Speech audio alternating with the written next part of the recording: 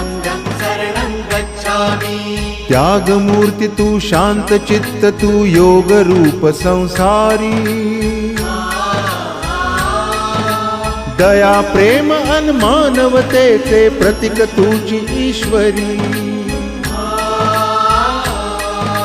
सिद्ध मूर्ती सिद्धार्थ गौतम सकलांचा स्वामी,